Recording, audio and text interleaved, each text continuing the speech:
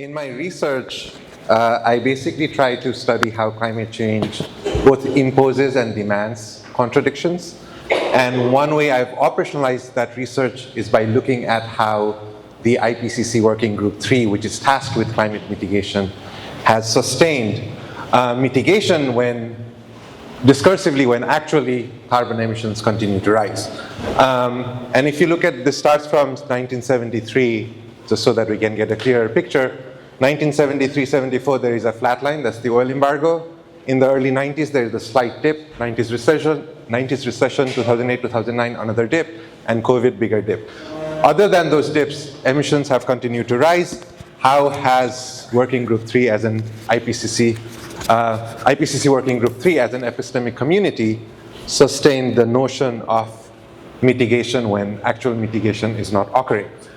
The Working Group III is quite an interesting working group. IPCC has 3 working groups. Overall, Bert Bolin, the first IPCC president, he says that when the 3 working groups were created, each working group 1 and 2 had 1 chair, 2 vice chairs.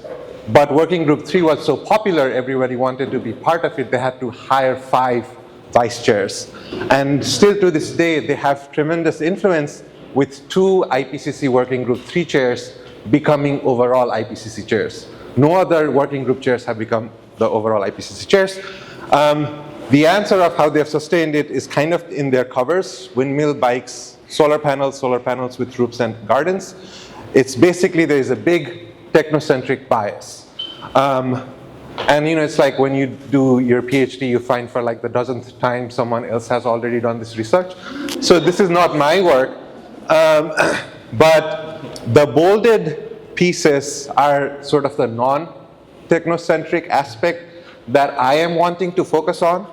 But as you can see, the word technology, this is like terms per page. In more recent reports, like the word technology comes more than the number of pages. But I've been curious, like what flashes up when we look at other than the technocentric aspects. So even in the first assessment report, we see some of these contradictions being seeded. As Huli earlier pointed out, the issue of growth, the policymakers and so on have already known. If you can see, on the left is the necessity of how much energy would be needed in lower growth scenarios, and on the right is in the higher growth scenario. And even in the condition of high emission scenario in lower growth, that is lower total emission than the low emission scenario in higher growth.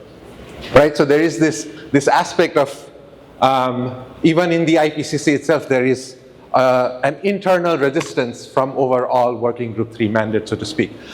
So what I have found in these very, very brief moments is that in certain assessment reports, they talk about how even the conception of self, especially in the West, was created by advertising campaigns, which is kind of a shocking acknowledgement. And they also, in more recent report, Huli mentioned degrowth, there is one chapter, chapter 5, that has been called to an ode to degrowth just because of what they go through. And what I want to end with is, this is Antonio Guterres in 2023. He declared that the era of global warming had ended and the era of global boiling had arrived. But 2 sentences later, he said that it's still possible to limit temperature rise to 1.5 C, which has gone out the window or was already out the window a long time ago. So that itself is kind of a very interesting contradiction that is expressed in the words of the UN Secretary General.